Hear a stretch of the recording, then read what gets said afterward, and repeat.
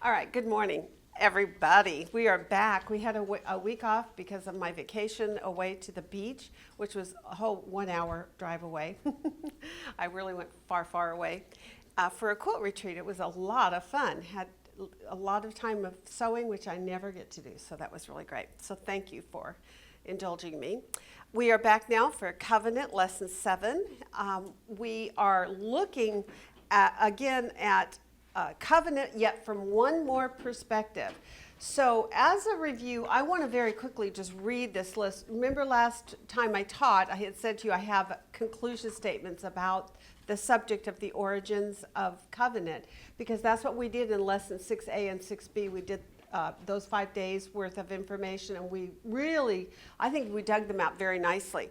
But because of time, I'm going to just simply kind of go through this and read it. I'm hoping what that will do, though, for you, as most of my reviews are purposed for getting your mind back on track. It's helpful for us to kind of get our mind back where we left off and where we're coming from, and this will help, I think. Okay, so conclusions about covenant's origin from our last lesson 6 conclusions. So covenant and all its practices are recorded by God and even ordained by God's own word through the scriptures. That is an essential doctrinal point that I think that as Christians we need to really stand firmly on, that it is God's covenant. Covenant, it belongs to God. It's his concept, it's his plan, and truly covenant, if you don't really understand covenant, you're never going to truly understand your salvation.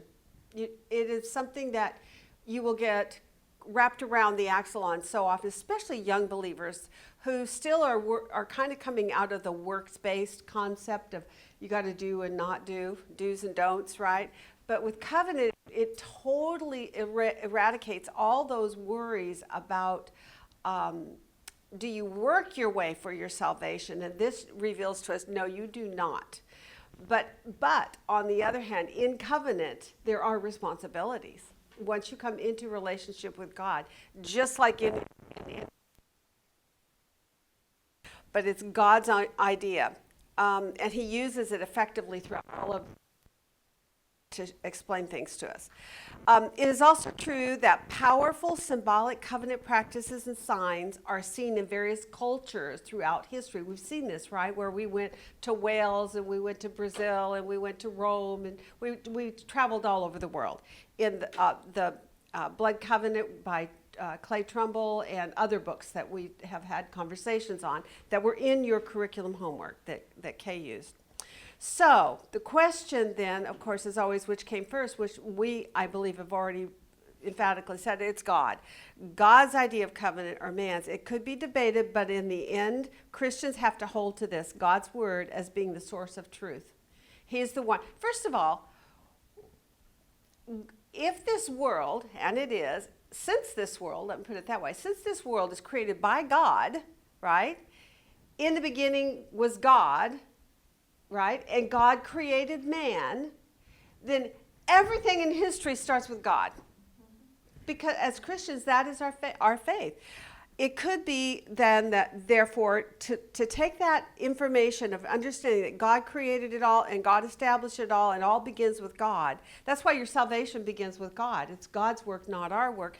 God is the one who made the plan from before the foundation of the world, right? Ephesians 1. Okay, so God has claimed as his own and has firmly embedded covenant in his word as the glue that holds all his word together, Old and New Testament. If we are to understand our relationship with God, we must seriously pursue a pure understanding of this subject from God's perspective. We can appreciate the hints of covenant in human history, but God's word explains his life-giving salvation through the understanding of his covenants, and that is what we are to grab a hold of. Okay, that's what explains our salvation. Because a reflection or perversion of God's definition of covenant is seen in cultures around the world, it's a testimony to the unwavering truths behind the symbols that man adopted as traditions. In other words, even in a perverted state, we can see the seriousness and the value of covenant. We see that throughout all of those places that we traveled to through Trumbull's book, where it was literally captured from its origin of God and implemented into cultures, even if they weren't worshiping God. That's how valuable the subject matter of covenant is. The concept of covenant actually is. The fact that meanings also remain the same, even though the rituals may vary, it strongly implies a single source origin. That's pretty cool, right? It's based on biblical declarations that believers hold the source to be Yahweh, Father, Son, and Holy Spirit. Okay.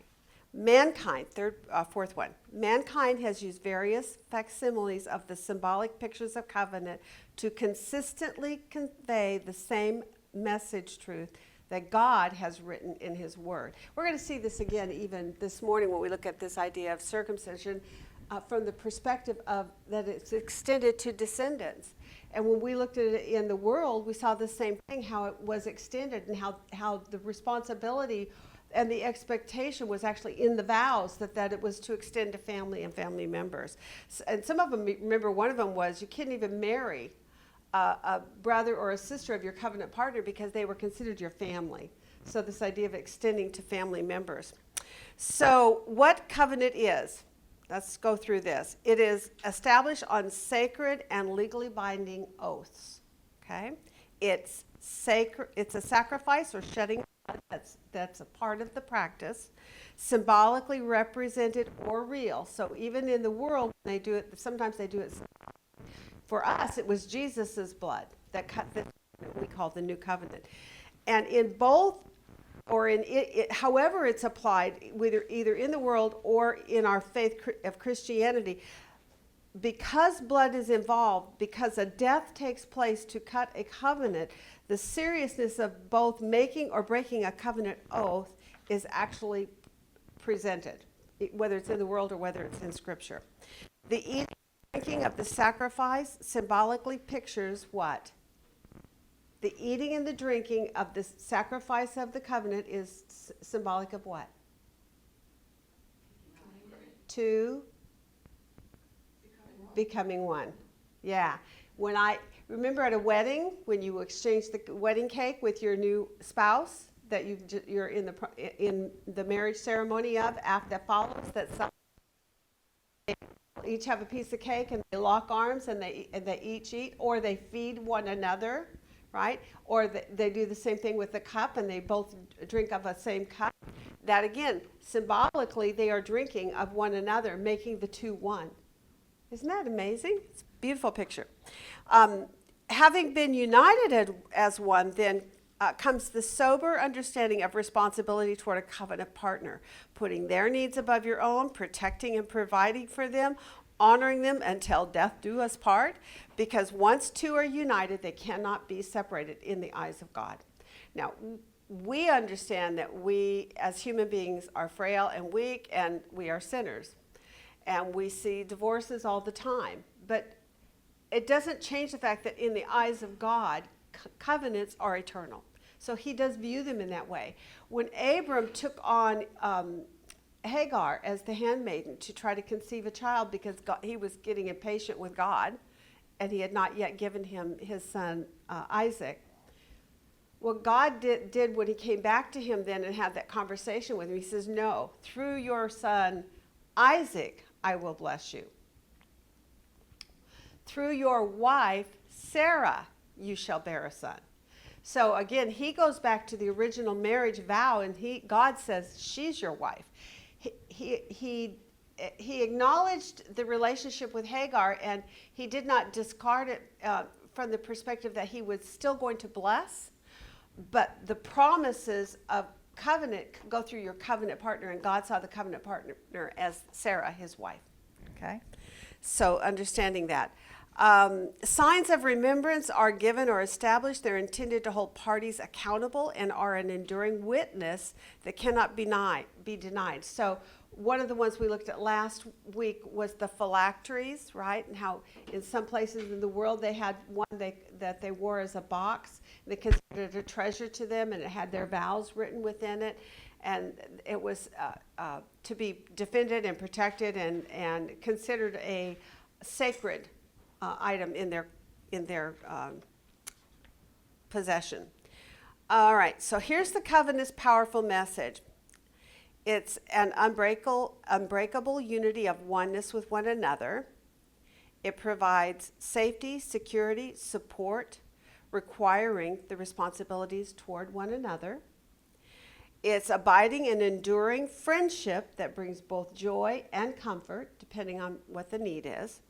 It's an everlasting family bond that is sacred and eternal. Universally, these qualities draw men to desire covenant relationships, even if they don't acknowledge God and even if they're not even in relationship with God. Everyone wants this kind of relationship. Who wouldn't? Someone that loves you unconditionally, who's always going to be there to support you, that is going to be your friend in good and bad, in the sunshine and the rain. Someone who comes alongside of you and stands up for you and defends your honor and defends you to the world when the world is attacking. I mean, who wouldn't want that, right? That's covenant. And everyone wants those qualities. Okay, so that makes covenant a treasured and valued relationship. And that's kind of where we concluded them with lesson 6 on the idea of covenant seen out in the world. It's out in the world, but its source originated with God. Okay? Any thoughts or inputs on that? And do you have any things that you would like to share about what you did learn during those 2 weeks of work? Were you surprised by anything you learned?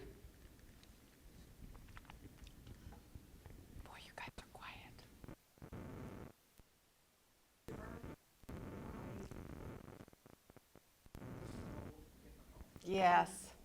And it just became very, very. Yes. You don't just get over this. No, because that's the one person that. One, and now I'm not. I'm what? Who am I? Yeah. Well, you won with God, and you will have that again one day. But you're right. It's a whole. You know, when I worked as a corporate chaplain, the one thing I would tell my clients as they would go through grief like that is one of the main reasons even Christians deeply mourn someone who dies and passes away is because from the beginning God He did not create man to experience death. He created us for eternal life. It was our sin that caused death to enter into the world. So that's another reason there's this big hole, because it's a void in a place that was not supposed to be void. There was supposed to be an eternal bond. And yours is an eternal bond, but God will have to reunite you one day in heaven together, which is a good thing. But yeah, it does explain that, doesn't it? Yeah. Any other thoughts? Okay. All right. Well, so let's move on then. So this week, Kay is having us look at the subject of covenant, how it extends to descendants. And so we're going back again to a lot of the same. How many did you see all the references? Holy moly. Chapters. I did 8 or 10 observation worksheets on each of those chapters that we had to go and look at. I mean, I just went through and marked them. I've got them all right here. But, oh my goodness, that was a lot of work. So, and I know that it wasn't required that you do that, but, you know, I'm an overachiever, which is why I was up all night, because I didn't get it all done. Okay, and until the end. I did get it done, just not till the end. Okay. All right, so here's what we have. We established last week that God instituted all covenant and its original symbolic rituals. Yes, unbelieving men have adopted covenant concepts and used them, but covenant was God's idea.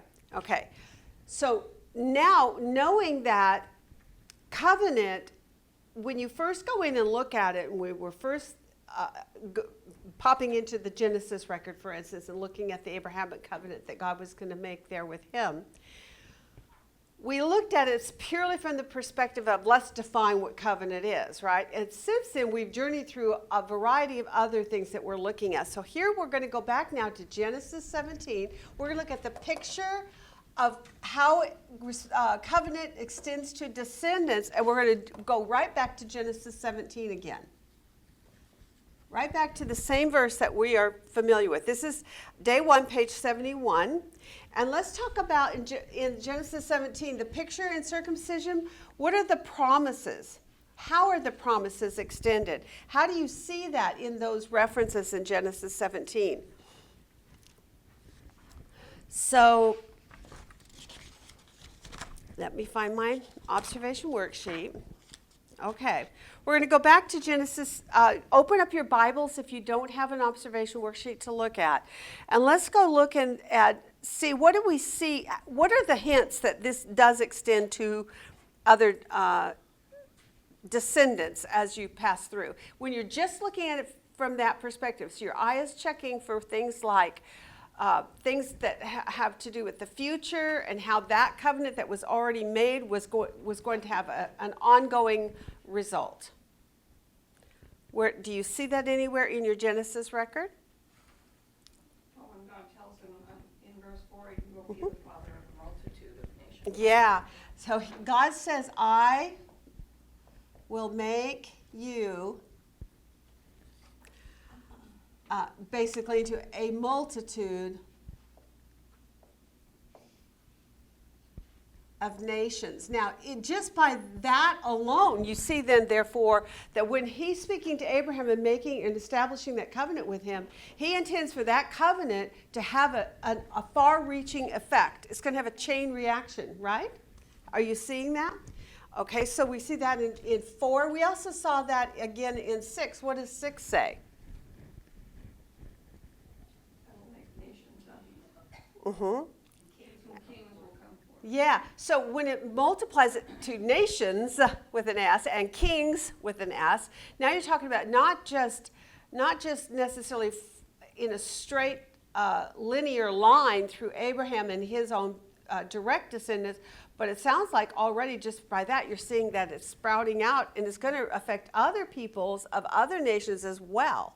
Very cool. All right. How about verse 7? Specific there, your descendants, Uh-huh. twice your descendants, 8 your descendants. Yeah, and I love the fact that he says, I will be God to you, right? And to who? And to your descendants. Yeah. And to your descendants, where? After you.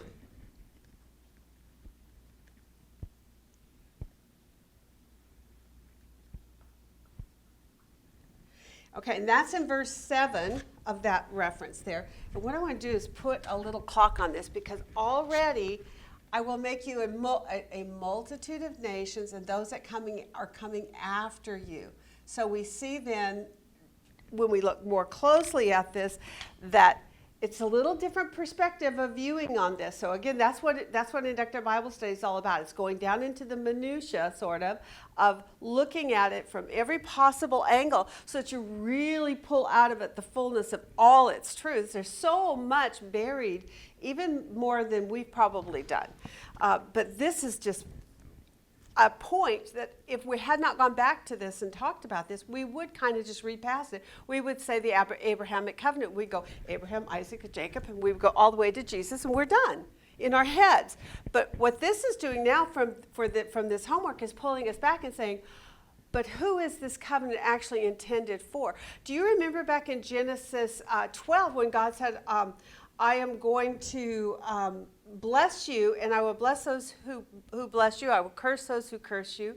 And he says, and this covenant will be a blessing to whom?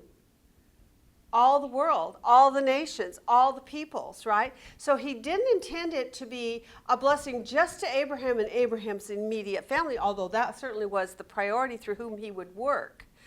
But he intended for that to be a blessing that would go beyond that.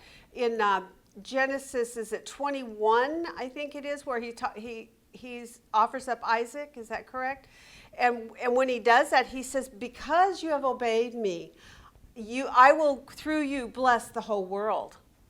Because of the seed that's going to come through Abraham, eventually the whole world will receive a blessing. So it's going to be extended to descendants after him. What about in verse 8? This one takes the promise about the seed, but now this adds in another promise. What is it? In verse 8.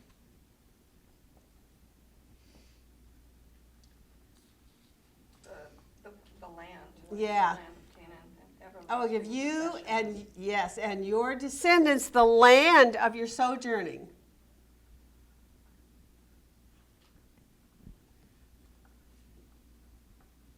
The land, and that's in verse 8. Okay, so 4 to 6, we got 7, we've got 8.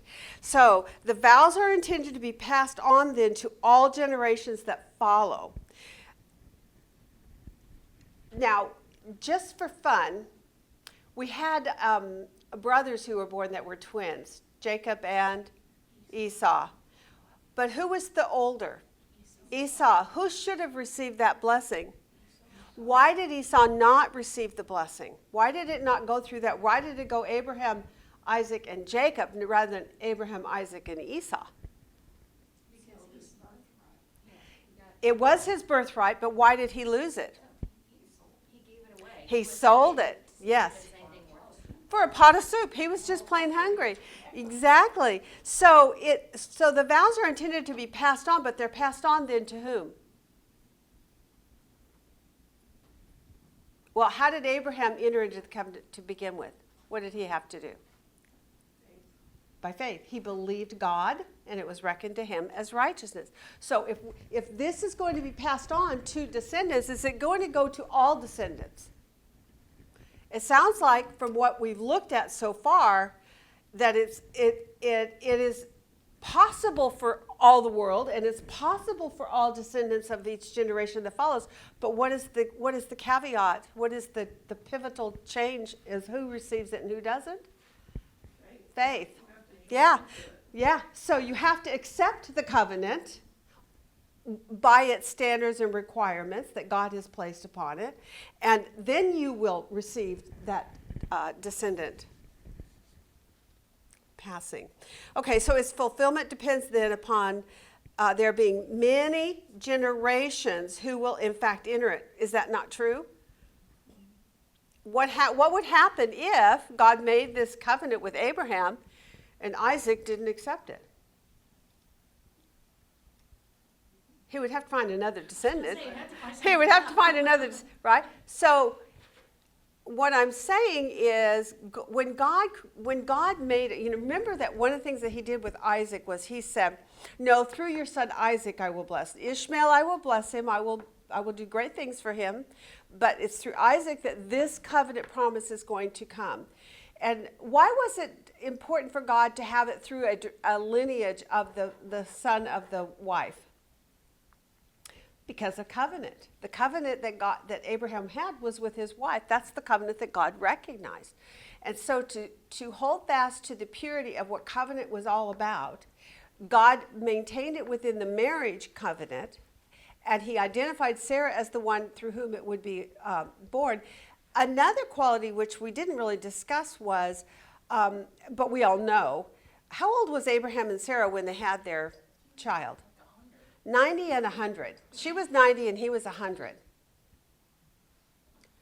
Okay, so what does that tell you?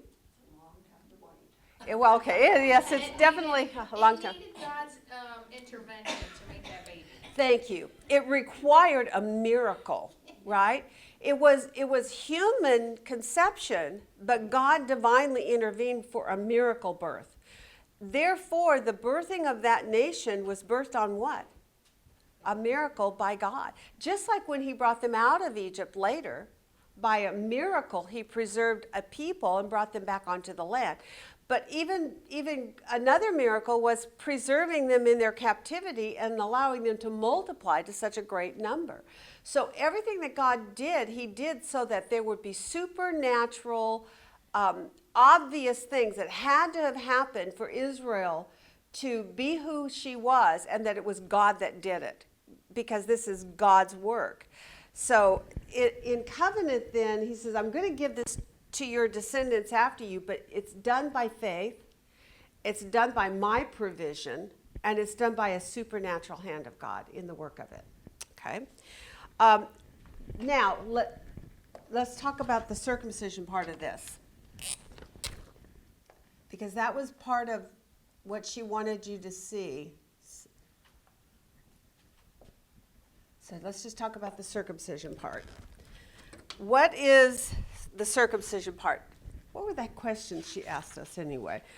She said, let's begin by reading Genesis 17, and when you finish, list everything you learned about circumcision as it relates to the covenant that God made with Abraham. Now, there are a lot of unnecessary points, but let's just rattle them off anyway. You tell me what you have, and we'll try to get up here the things that are most important. Tell me what are the things that you listed in your homework. That's day one, number one. Well, after the first initial one, all male babies at 8 days. Yeah, When it all happens, male. Everyone. Okay, so it's 14 circumcision is in the flesh of the male, right? And it talks about the foreskin. I'm going to skip all that. But in the flesh of the male, okay? And it's all male children. All male children must be circumcised.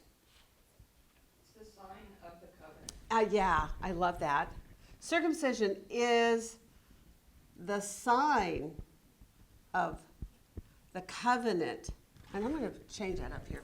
I'm going to put on here the Abrahamic covenant to clarify.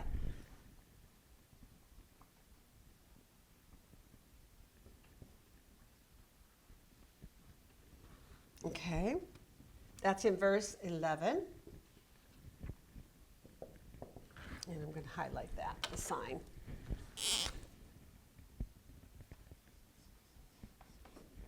Okay, what else do we see? It wasn't just for them, it was for the foreigners that lived with them as well. Yes, it's extended to any male that lived underneath his house. And I think this is going to be important when we get way down the road here on our conversation with David, and why that Amalekite man who killed Saul was held accountable, right? Because it said that he was an alien. Well, an alien of what? Think on that for a little bit. An alien where? Where was he living that he was an alien? And why then was he held accountable in that? Well, here we see the sign of circumcision. He says, if you're living on the land with my people, and if you're in the household of Abraham or any of his family, they must be circumcised, right? Okay? In verse 13, it's in your flesh for an everlasting covenant. An everlasting covenant, or I'm going to put an everlasting sign of the covenant. Now, why would that be important when you think about from the perspective of it being extended to generations?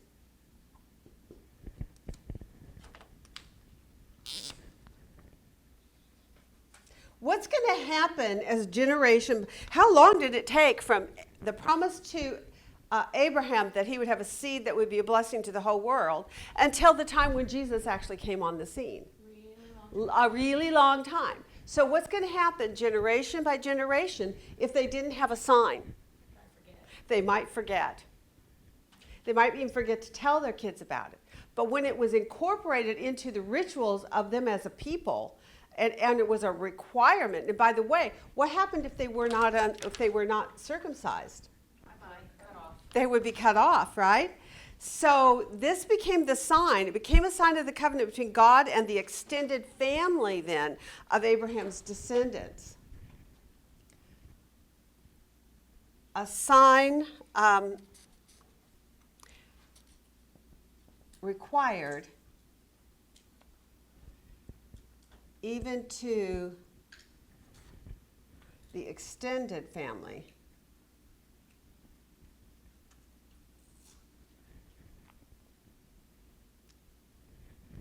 There's a gnat up here driving me crazy.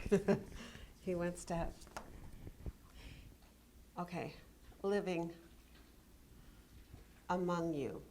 Okay, a sign required even to the extended family living among you, meaning those who were slaves, those who were sojourners, those who were in the midst of them. And let's just put on here then, it's a sign, and it's designed to be what? What is it designed to do for you? Again, we've already said it, but say it again. To remember. It's a sign designed as a constant, go away, reminder of the covenant. Okay, one thing though here, here we go. It's to the extended family, right? Those that come after you, it's your descendants. It's talking about a multitude of nations. Are you already seeing it here? Even in the circumcision itself, it was required for the extended family that were living among them. Okay, now, and it shall be throughout all your generations. So, what are signs? Signs are what? That visible reminder. It's generationally a re-declaration of those promises. Every time they go in for a circumcision of a brand new baby, I have never done a Hebrew or a Jewish circumcision ceremony. I don't even know if the women are allowed to, but anyway, I would bet that if I researched it, and I didn't think to do that, but I'll bet they actually recite the Abrahamic covenant and why God instituted it and what he said it was for. That would be my guess. So generationally then, it's a redeclaration of those original promises to Abraham, a land, a seed, a nation. And it was to remind them ultimately, because of the place of the cut, which is closest to the place of paternity. That's a tactful way of saying it, right? Place of paternity. And they cut that place. Therefore, it's a constant reminder to them of what? What was going to come through that source? That seed that was promised. Isn't that interesting? Because what that does is God says, okay, let me make this really clear. It is through you, Abraham, and your descendants that I will bring the seed of blessing one day. And therefore, he speaks of Abraham, Isaac, and Jacob. Did you notice how Scripture keeps a very careful log of generation by generation and how that bloodline follows, and how careful the Jews were through all the writings to make sure that they had records of which tribe they belonged to. And remember when Ezra had them coming back on the land to even to rebuild the temple, they had to show documentation, papers that proved that they were of the families of Israel. And if they couldn't, they weren't allowed to come help them to build that temple. Didn't mean they couldn't come into the land or be a part of the community, but until they could show papers and prove that they were of the lineage of Abraham, Isaac, and Jacob, they were not allowed to even participate in the rebuilding of the temple. This is part of it right here. He says, through your seed, I will bring a seed. It looks like, I've thought about this before, the circumcision, when they're a baby or a small child, yes, it is a visible sign. But it'd have to be something very personal for an adult male. Yes, absolutely. And a daily reminder for them. I mean, they can't get away from it, right? Every single day when they would dress and clothe and bathe, they were recognizing that this circumcision has taken place. And that should be just like, you know, for many of us, we wear a cross often. I almost always wear a cross. Today I didn't. But almost always I wear a cross on my neck. Just a constant reminder that I belong to the one who died for me. And so that kind of visible thing that God literally put within the covenant itself was to remind Israel as a nation, there's a seed coming through you, and this promise is a promise of blessing extended to all generations, a multitude of nations, extended to families, even those that are just living among you, as long as they're willing to come into your family. Isn't that interesting? Come into your family. Anyone who wants to come into your family is welcome, as long as they enter how? By faith. And he says, now I'm giving you circumcision as a sign that will be a constant generation by generation reminder of what I've promised and what's coming. Okay? Really, if we didn't slow down and go back and look at that, we would totally miss that part of the conversation because we'd just be looking at other aspects of the idea of circumcision. So once that part was done, then we went on to page 72, and we see Exodus 18 come in here. I don't know how much, Exodus 4, I'm sorry. Exodus 4, verse 18 to 26. And this is about Moses. What had Moses done? What's the storyline? Does somebody have that open? What he hadn't done, there you go. What had he hadn't done? He had not circumcised. I love too, when you back up into verses 18 on, it talks about Moses, the fact that he had taken up the staff. And what was Moses about to do? He was about to go back to Egypt where he had left to redeem them by God's hand out of their captivity, out of slavery, and bring them into the promised land that God had promised to Abraham, a land. And so Moses had taken up his staff, and they're just marching along and all happy and everything. All of a sudden, what happens to Moses? It says in 24, now it came about at the lodging place on the way that the Lord met Moses and sought to what? Put him to death. What did God say again? The one who is not circumcised will happen to them?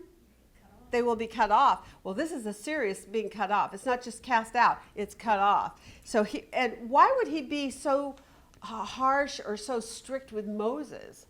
Moses was supposed to be basically his priest and the leader of the people, and though he was probably circumcised because he wasn't put in a basket. Obviously. Later, he didn't do it to his son. So how can you lead the nation when you break it Right. right off the bat? Okay, so right off the bat, he's going as God's representative, and yet what was he doing concerning God's law about he was breaking the law. He was not obeying God himself. So Zipporah then comes on and does what? Right. So Moses failed to keep God's covenant.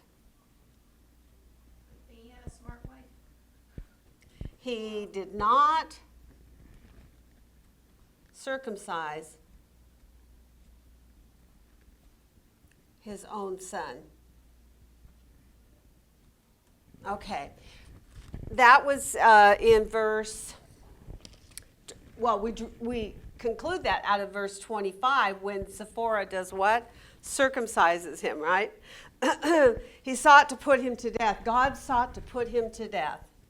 No, the gnats over here. You brought it over here. Huh? You brought that gnat. I'm over here. sorry. I know, it's crazy, isn't it? They must have had fruit up in here, bananas or something. Okay, so he sought to put Moses to death because of it. As soon as Zipporah circumcised the son, what happened? Yep, so the Lord let Moses alone, it says. So God let Moses alone. At that time, she said to him, you are a bridegroom of blood because of the circumcision. How serious does God take the covenant practice of circumcision?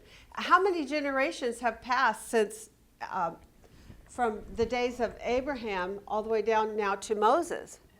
Yeah. How many years were they in their captivity? Over 400 years. 430 years total, 400 of them in captivity, 30 of them as guests initially. But yes, 430 years. So 430 years, and that's just from the time they got into the captivity. There was probably 100 years before that, right? So you're talking 500 years, generations. And from the time when God implemented the circumcision here with Abraham until the days of Moses, God still says, no, you cannot break this covenant sign, because this is a sign that's required. It's a remembrance of what I've said I will do, and it's to remind you who you belong to and what I'm going to do. And that message regardless of whether you are faithful to it or not. I can cut you off at any time, but whether you are faithful or not, that message must prevail. The message must prevail. That's why God put it into the system of the Jewish nation, so that it would never be forgotten what God had promised. Because what about God in covenant? Does he ever fail in his promises?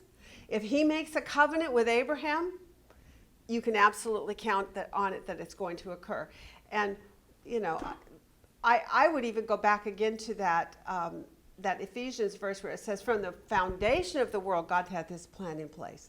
From before the foundation of the world, God had the plan of his son Jesus coming, him being the seed, as according to Galatians 3 tells us. Jesus is that seed.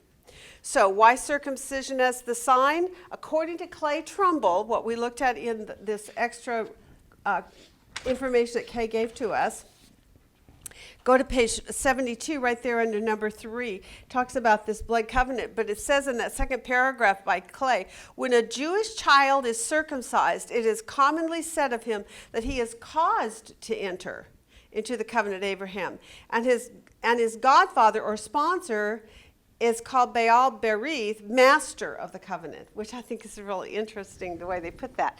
The sign was made closest to the very source of paternity. He goes on in the book to say it's under your girdle, thereby pledging yourself to me and those after in the line of natural descent. Okay? I don't know why I have that on here. I'm going to skip that. Ezra 8, 9, and 10, we didn't do that, did we? I think I put that in there extra. It took me a while to get through all this, so I've forgotten what I did. Okay, that tells you a whole lot, doesn't it? Okay, all right, so that's the picture of why circumcision and how circumcision also demonstrates to us that covenant responsibilities or privileges or promises extend to the descendants. Here you see it in the everlasting, the extended family, the nations that will come out of you, and that even generationally later, generations, I'm going to put on here 500 years plus after Abraham, Moses is held to account.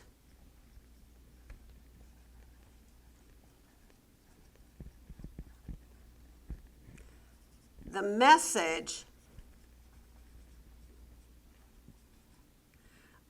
given in circumcision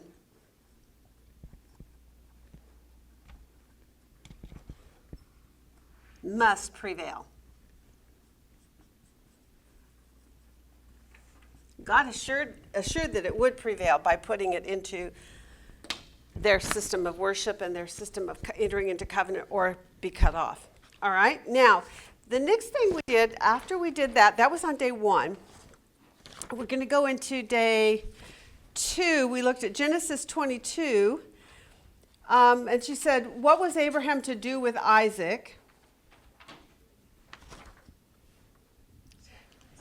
Sacrifice him. What was going on there? Does it tell us why he wanted him to go and sacrifice his son?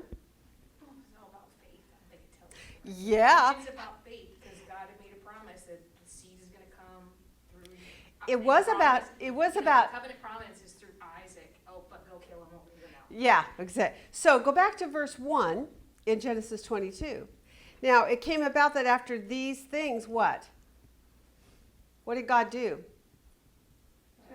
He tested Abraham's faith. It doesn't say faith, but that's what he's saying. He tested Abraham and said to him, Abraham, and he said, here I am. And he said, now take your son, your only son, whom you love, Isaac, and go to the land of Moriah and offer him there as a burnt offering on one of the mountains of which I will show you.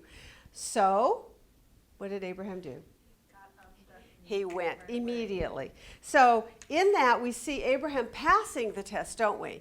And this, without going into a whole lot of details on every point made here, in Genesis 12:2, what do we see shown to us there?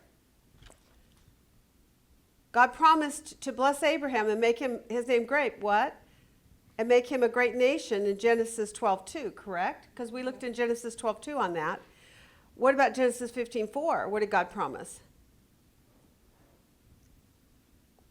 Did y'all do your homework? I'm on page 73. The word of the Lord came to him, this man will not be your heir, but the son who is your own flesh and blood will be your heir. Yeah. So again, he promised Abram an heir of his own body. Then in Genesis 17, what do we see? That will be son of Sarah. Yes, Sarah. We looked at this last week and the week before where God actually gave Abram and Sarai part of his name. Do you remember what part it was? The he, whatever, right? So the H that's added in there because the Yahweh, YHWH, those H's are what God put into the name of Abraham and Sarah. Okay, so when Abraham was old, he's 100, beyond the age of producing a child, then God does this. So it's a miracle child. We've already kind of touched on that already. Genesis 18, then, what did you see? That Isaac was a child of the old age, the miracle. Again, back to the miracle child one more time. It's interesting how Kay kind of takes you through verses over and over, and it's like, it's kind of making the same point, but I guess she's hoping you won't miss it, right? It's a miracle. This is supernatural. It's a miraculous provision. Go ahead. You know what, how many times have we read this, but I was watching the Chosen, and they showed Sarah, the woman that they pictured, that had her play this part. She was a little old shriveled up lady. And Yeah. it really brought it home. It really brought it home. She was actually 90 years old. She's even older than me by just a little bit, right? Exactly. And when you see that, it actually does grip you in a different way because you go, that really is a miracle. There is no doubt that child was conceived at God's design. No man could humanly do that, but nothing is impossible with God. Okay, and then in Genesis 21, what did you see? Well, the Lord promised it, and then what happened? The Lord did it. Aha, voila. Sarah bore a son at the appointed time, exactly when God had said. And then God announced again that through Isaac, Abram's descendants would have their blessing. If Isaac had died, according to what we looked at there in Genesis 22, then what would have had to have happened? He'd have to bring him back. Did she take us? Let me look. Did she take us into Hebrews to show that? Yes, Hebrews 11, yes, number 2 on page 74. How much did Abraham believe in God's faithfulness to his covenant? Hebrews 11, 17 to 19 answers that question. So what did we see in that passage? When he was getting ready to the knife down, it was basically he just thought to himself, yeah, well, God, I'll bring it back. Yeah, he'll have to. I'm doing what I'm doing, But could you imagine how hard would that be? To kind of come into our own personal lives, have there ever been things in your life where you know that God is asking of you to do something, but you just don't see how it's possible? And it almost seems counterintuitive to what the outcome is supposed to be. Have you had that happen? I mean, so I got to tell you, there are some people like myself who are a little bit clueless in life. I walk through life with blinders on, kind of. I'm just not. But my daughter, she is so intuitive about things. She writes things. She's a counselor, so that tells you there. Her mindset's so different from mine, which is a good thing. But she will often write things down and say, okay, I'm in the middle of a divorce. I have 2 babies in tow. I don't have a house. I'm living with my mom and dad. How am I going to make ends meet? And then all of a sudden God says to me, go to theological seminary. I want you to go to college. God, how can I do that? How can I possibly make that happen? And so then as she had to wait on the Lord to open that door for her, but she had to step by faith, go out, get the paperwork, fill out the applications, take one step at a time of faithfulness to God, even though she was not understanding how is God going to get me there? How am I going to accomplish these things? Kind of like the Abraham story. Wait a minute, God, you said that through my son will come this blessing, and now you want me to kill him? I don't see how this is going to be possible. But what does he do? He gathers the wood. He gets on the donkey. He says, you guys stay here. He takes his son, and he takes a step of faith out. And he begins step by step, all the way to the very moment of almost taking his son's life, when God then intervenes and says, no, I shall provide. That is a beautiful picture of faith walk. And it shows us something about God and how he operates. Often what we have to go through in our lives, in our covenant relationship with him, is sometimes, I hate to use the word blind faith, but it is a, faith is stepping on things that are not yet seen. So in a way it is blind, right? Hebrews talks about what is faith. Somebody look that verse up. Is it Hebrews 11, like 4 or 6, maybe, something like that? Someone look it up real quick. And read that verse. A lot of faith on Isaac's part, too. Oh, absolutely. And lay there. Right. And see the knife coming down. And then he saw the ram caught in the thicket. Yeah, and he wasn't a little teeny child. He was an adolescent, almost adult age child by this point. Do you have that verse by Are you talking chance? about verse 3? By faith we understand that the world was prepared by the word of God, so that what is seen was not No. made out of things which are visible. Talking about verse 1. Oh, okay. Is it verse Now, 1? faith is Oh. the assurance Okay. of things hoped for, the convictions of things not seen. Thanking you. That's the one I was thinking I of. didn't go back far enough. Okay, I wasn't sure where, it's been a while since I've gone and looked for that particular verse, but it came to my head. So I know the verse, I just didn't quite have the address. I hope I'm an encouragement to all of you people when I can't remember everything. I always think about how that makes me look like I don't know what I'm doing, but on the other hand, I also think it's got to make people feel better about their own lack of memory and their own inability sometimes to come up with those street addresses. Those are tough sometimes. And I know where they are. I have to get my Bible open and look around to find it. But I can quote the verse to you. Okay, so by faith, Abraham, when he was tested, he offered up Isaac, and he who had received the promises was offering up his only begotten son. This is Hebrews 11, verses 17 to 19. Now in verse 18, and it was he to whom it was said, in Isaac your descendants shall be called. So God said it would be through Isaac. And Abraham believed God in that. So Abraham considered that God is able to do what? Raise people even from the dead, from whom he also received him back as a type. So he became a type of Christ in that account. And that's a beautiful teaching, and I unfortunately don't have time to go back and read all that and teach all that, but it is a really cool teaching. 1 hour. Okay. If anyone, therefore, going on into, I looked at Mark 8:34. I'm trying to remember if she gave these verses to us, or did I just pull these out of my own little hat? I pulled them out of my own hat. I'm just going to read them to you. Mark 8:34 to 38. If anyone wishes to come after me, this is familiar, right?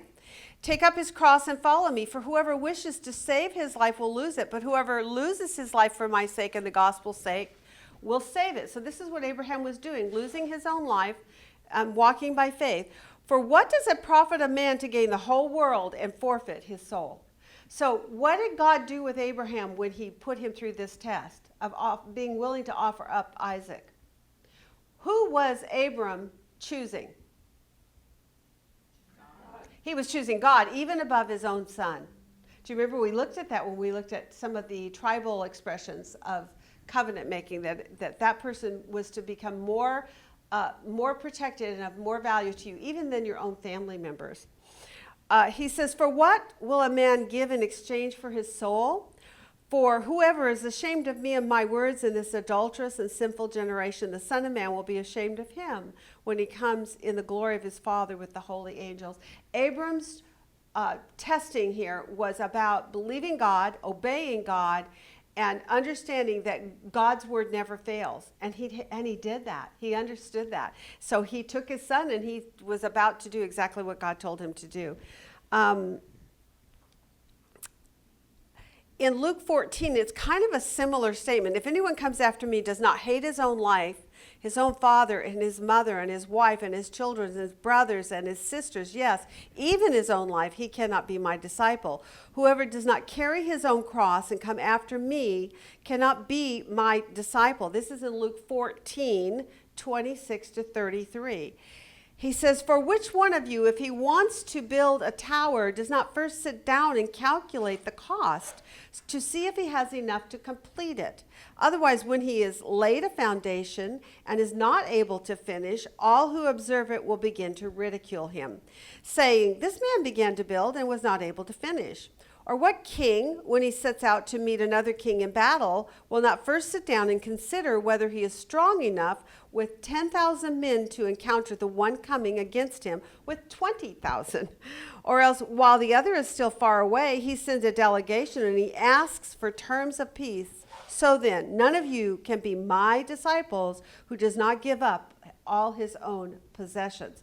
So again, putting God as the priority and full obedience, and in some ways, by faith, believing what is not yet seen, that God will accomplish it because God has promised. That's what it is. If John 14:15 says, if you love me, you will keep my commandments. So whatever God commands of you, my daughter's situation, God said, I want you to go to college. She felt that the Lord was telling her this.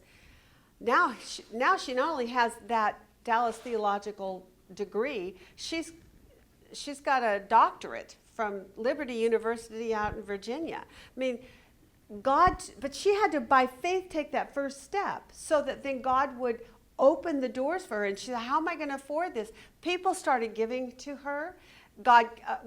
Money was falling in from weird places through her work and through her bosses and through her church. And it all, and her dad and I a little bit. But God will provide if you will step out by faith. And that's what Abraham was tested in. His faith was being tested. In John 14:21, he goes on to say, besides, if you love me, you keep my commandments. He said, he who has my commandments and keeps them, he's the one who loves me. So what was Abraham being tested in? Did he love God more than the valued possession of that only son that he had, which he tried, right? But he says, are you willing to give him to me, and I will bless you in letting go of what you are holding fast to. So he said, do not stretch out your hand now against the lad and do nothing to him, for now I know that you fear God. And that fear is a reverential fear. It's the kind of fear that is based in love, not in horror. I'm not horrified of God. I have a reverential respect that God is the one who knows the plan for my life. And Abraham raised his eyes and looked, behold, the ram was caught in the thicket by his horns. And Abraham went and took the ram, offered it up there for a burnt offering in the place of his son. And Abraham called the name of that place, the Lord will provide. As it is said to this day, in the mount of the Lord it shall be provided. All right, so that was what we looked at there concerning Abraham and all that God was doing with the idea of circumcision, of the promise of a son through the loins at the place of paternity, that God gave him a sign concerning. When it looked like that son was going to be cut off, Abraham continued to walk by faith and obey whatever God commanded him, and God blessed that. And Abraham's faith was believing that God, if he need be, according to the commentary in Hebrews 11, he believed that God would raise him from the dead if need be. But instead, God stopped him and then gave him a ram in the thicket instead. All right. So that takes us through the circumcision picture and all that's kind of tucked in behind it and how it extends to descendants after. Now we're going to look on day 3, and we've got, oh my goodness, pages and pages of backdrop to this, and I'm not even sure hardly where to start, but we'll see what we can do here. Let's go to look at first Jonathan, how he is faithful to David. Let's look at it just from that perspective. Jonathan is faithful to David. And we picked this out of all of these cross-references that she gave us. There were a lot of them, and so there's a lot to choose from in what you're looking at. Let's start with 1 Samuel 18. There, that's just a reminder about that they had made a covenant, right? They made a covenant. Jonathan and David made a covenant. And that was the 1 Samuel 18. Oh, I should have put that above. Can I slip it in? 1 Samuel 18, okay? So 1 Samuel 18. That was in verses 1 to 4 of 1 Samuel 18. We see them establish that. Now, tell me, what did you see were the signs of that covenant? Because this, I think, is helpful also when we look at this idea of these responsibilities and extending to families or descendants. What does he tell us in 4? What did Jonathan do? Gave David his robe, his He- armor, including his sword and bow and belt. Okay. I'm just going to put robe and armor, and we know all those other things. And what was the giving of the robe and the armor symbolic of? Just to review here. Viewing his identity. Giving him his identity, and therefore the two becoming one in identity. And concerning the armor part, all those various kinds of armor, what was it symbolic of? The idea of coming to one another's defense, to protect one another, right, those responsibility. Okay, so that's the setup in this picture of the idea of covenant between Jonathan and David. And what was it that fell right on the heels of that then? Let's see here, 18, go to 10 and 11, starting in 10 and 11 down. Actually, you can even start in verse 8. What happens between David and Saul right after Jonathan and David have made their covenant? Well, he goes out as the man of war, and he starts winning all these battles and things. And when he comes back, the women are singing his praises, and they basically give David greater praise than they did Saul, and then jealousy. And then jealousy sets in, right? Exactly. So he goes on and it says, they have ascribed to David 10,000s, but to me, they have ascribed thousands. Now, what more can he have but the kingdom? So right away, although he does not know that David has been anointed to be the next king of Israel yet, as these storylines go on, you begin to see progressively he's more and more suspicious of this. We know that eventually he comes to a realization of it as well. But what do you see when on the heels of this giving of the armor, we see Saul does what? Hurls a spear at him. Yeah. So he turns against David, right? He tries to kill him.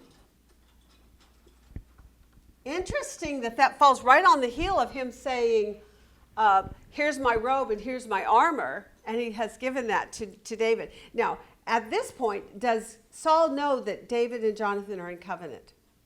No. That comes quite a bit later in the storyline, right?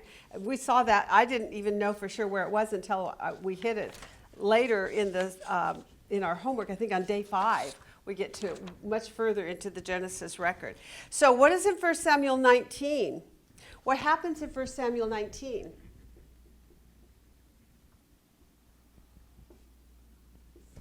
Jonathan warns David that his father's Yep. going to try to kill him. Jonathan warns David, as he should, right? As his covenant partner. He warns him that Dad's after him. Jonathan also then goes on to do what? Concerning David and his dad. He tries to mediate. He mediates between, and he's successful in this particular account, right? Jonathan speaks well to Saul about David, and Jonathan actually even kind of reconciles the two of them. It's a temporary truce, so to speak. What about 1 Samuel 20?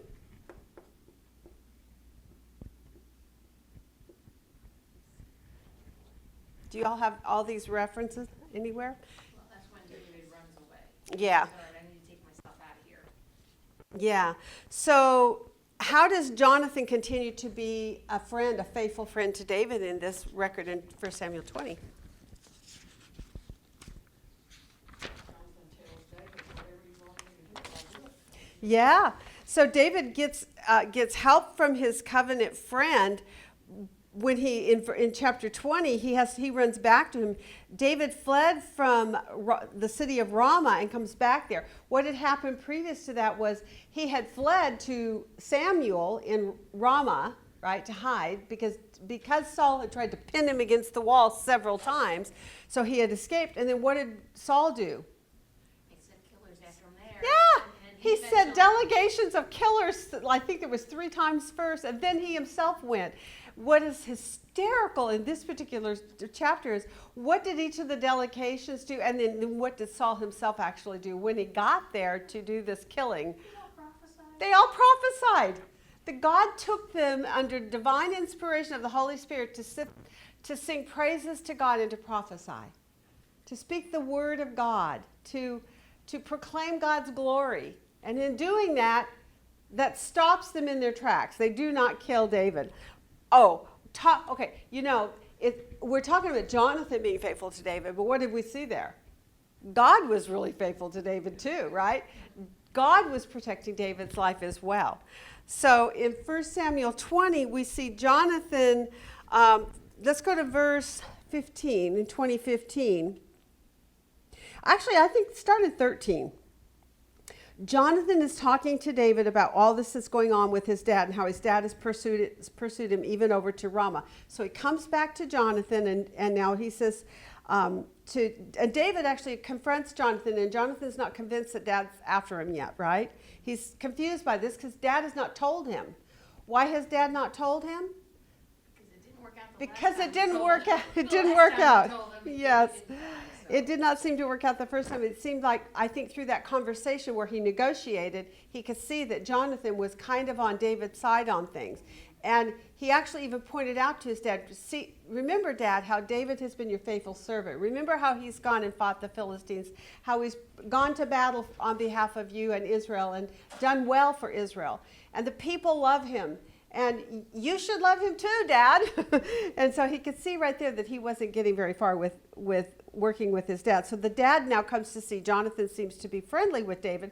He doesn't yet know about the covenant, but he does know that he seems to be his friend. So he stops confiding in Jonathan on this. And this surprises Jonathan because Jonathan has always been confiding with his dad on everything. So in verse 13, then, this is an interesting little peek into what's going on here with Jonathan and Jonathan's insight about what's going on with David. He says in verse 13, if it please my father to do you harm, may the Lord do so to Jonathan and more also, if I do not make it known to you, right? So Jonathan is vowing, Jonathan vows to let David know if his father is going to come at him.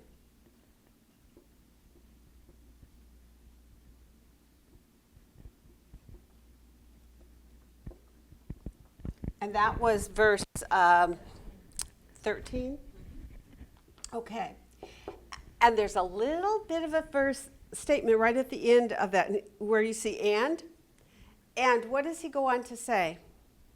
May the Lord be with you as he has been with my father. It's a very subtle little statement there. What is he talking about? Yeah, he's recognizing Saul, who is the king, and God, up to this point, until recent history, God has always been with Saul. Do you remember how long Saul was king in Israel? 40 years. That's a long time. And that also tells you how old Jonathan probably is. Jonathan probably has to be 10 or 12 years older than David, is my guess. I did some research on it, and they show you kind of the sequence of events to put all the pieces together in it. But Jonathan, apparently at this point, I don't know that if he has not even heard about it through the grapevine, about the anointing by Samuel, possibly, or just by observing that the Spirit has left his father and is now on David all the time. David seems to be protected at every turn. God is giving him protection, including through Jonathan himself. Who do you think knit the heart of David and Jonathan together? God did that. He did it to provide David a shield. And so he says then to him, may the Lord be with you, David, when you become king, as he has been with my father, the king, in previous years. I think that's what he's really saying there. If I am alive, so he's acknowledging that maybe he won't even live through this transition of his father being king to David becoming king. But he says, and if I'm still alive, will you show me the loving kindness of the Lord that I may not die? So as far as it goes concerning David, he's saying, David, don't let my death come by your hand. You are my covenant partner, and let there be loving kindness be between the two of us. But Jonathan, yet in all of this, what is Jonathan doing? Verse 16 says he made a covenant with the house of David. Yeah, and Jonathan is honoring, right? His covenant with David, even at his own expense. I'm going to put on here possible. He only thinks it's possible. But what do we know? Jonathan does lose his life eventually. Why would that be important for, and how does that work out when you look back in history concerning the change of regimes, of kingdoms and leaders? Heirs, so there's no like rebellion going on where people think this is who it should be unless. Right. So why would God take someone that's godly like even Jonathan out of the picture? Same reason. Because the people, even though Jonathan would not want to stand in David's way, the people would never allow Jonathan to not sit on that throne. They would insist that by the tradition of all kingdoms, that the son is the heir and not David. Why would David, a shepherd from nowhere land, unknown to them up to this point, why would he be allowed to take that throne? And it wouldn't be. So when we consider the fact that at the end of this, Jonathan will die with his father at Gilboa, right, when he dies, it's for the purpose of God giving a clean slate so that David can go in and take that. But later we're going to see that even in that, David had a little bit of a hiccup because there was one child who was left of the king's sons. And he temporarily put a pause on David taking that throne, didn't he? So here he's saying, though, but Jonathan is fully honoring his covenant with David, even at his own possible expense, right?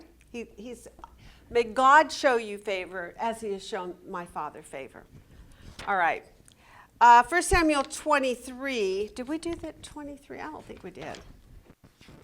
22. Yeah, we didn't do 23. I'll just read for you. In 23, we skipped that chapter because we did 22 and then went on to 24. This is, what is this, day 5 or day 3? We're in day 3 still. Okay, so in 1 Samuel 23, Saul continues to seek David's life, but God did not allow him to fall into Saul's hand. You see that in 23:14 if you want to make a note of that. 1 Samuel 23:14. God did not allow David to fall into the hands of Saul, although God continues to let Saul fall into the hands of David, right? And then it says Jonathan, in that particular chapter, Jonathan actually even goes back to David and encourages him in God. I think that's really a cool verse. In 23:16 and 17. So his father just keeps on pursuing him no matter what David does, and no matter how he tries to run and flee from him, and although he's not touching him, he's not harming him, he keeps having to run. And so Jonathan goes and gives him comfort. I think that was a really good point. I'm surprised we didn't pull that out. So I'm just going to say, see chapter 23 also, because it really does have some good points in there. Then she took us to 24. Here's an interesting a little passage on this where this is where we see again God is testing David now, right? Earlier we looked at Abraham's faith being tested, correct? Yes? Okay, so now we're seeing in 1 Samuel 24. I don't know if you caught it or not, because what is the title on your pages of the Bible there concerning 1 Samuel 24? David spares Saul's life. There you go. David spares Saul's life. But why does David spare Saul's life? Because Saul was God's anointed. And he's like, Yes! take him out of the Because picture. He's going to do it, not me. Yes, because he is God's anointed. And he's So, also Jonathan's dad. okay, so then the question as an inductive student should be, well then, if he's God's anointed, but he keeps putting Saul into the hands of David, whom, by the way, he's been trying to kill over and over and over, and David keeps having to run from him, why would God do that? Well, I mean, it's a test. It's also a test of his covenant relationship with Jonathan. Right. Because Now, he can't- and I'm okay, is it a test? Do you think that shows itself to be a test? And how many times does God allow Saul to fall into the hands of David? More than once, right? Would you call that a test? As a matter of fact, there's some of the statements he says in verse 4 here, 1 Samuel 24. The men of David said to David, behold, this is the day of which the Lord said to you, behold, I am about to give your enemy into your hand, and you shall do to him as it seems good to you. Then David arose and did what? Snuck up there. Cut off Saul's robe. How close I was to Secret. you. He took it. He cut it off secretly. But then what followed that? What happened right after that? How did David feel about what he did? Even just cutting off the hem. He felt guilty. Afterward, David's conscience bothered him. So can you, by looking at what's being said here, God gave Saul into David's hand. David was basically taunted by the men that were with him to take Saul's life because he deserved it, and he did.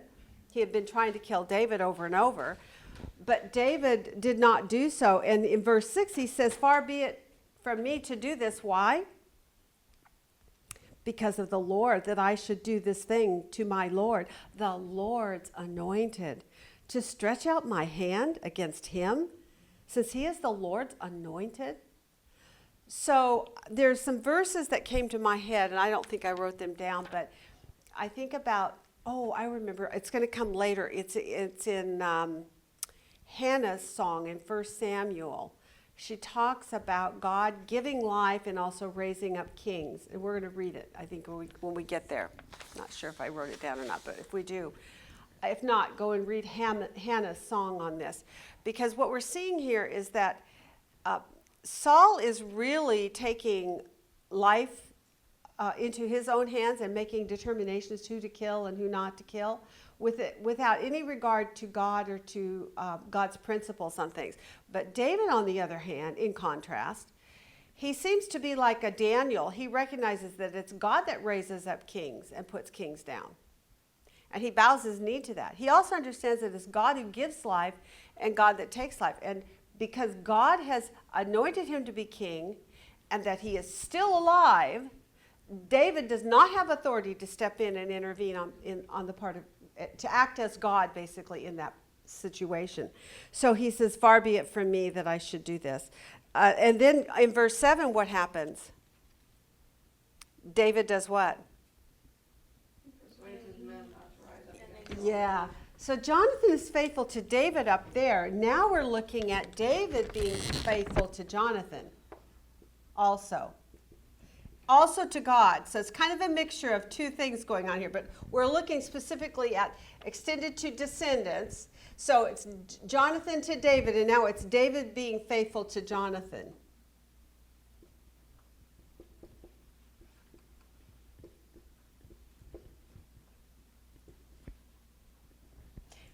And so if you're looking for it, you really see it clearly. That in here, Saul continues to seek his life.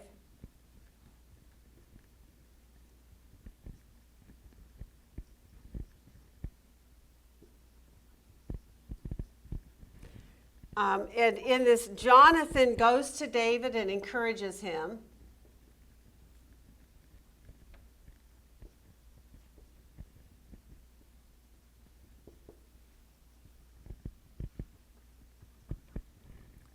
I like the fact it says in God. It actually says he encourages him in God. That was in 2 Samuel 23, which we did not actually look at. That's in 23, 16 to 17, if you want to go back and look at that. But then if we go on in 1 Samuel 23, or 1 Samuel, well, that was 23. Let's go to 1 Samuel 24.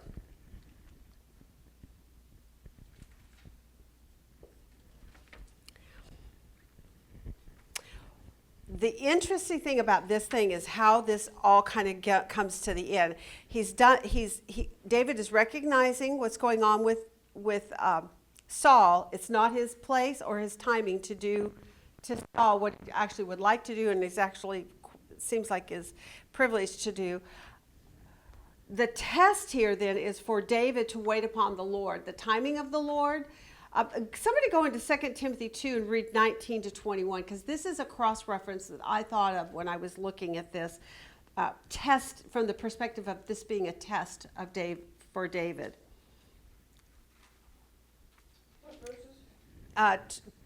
2 Timothy 2, 19 to 21.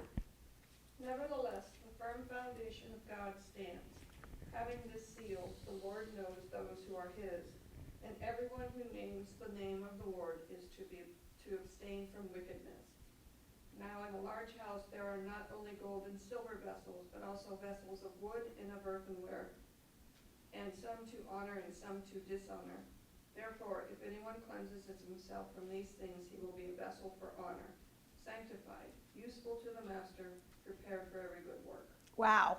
Okay, so do you see what's being said there? Tell me how that applies then to this being a test. He's testing David in what?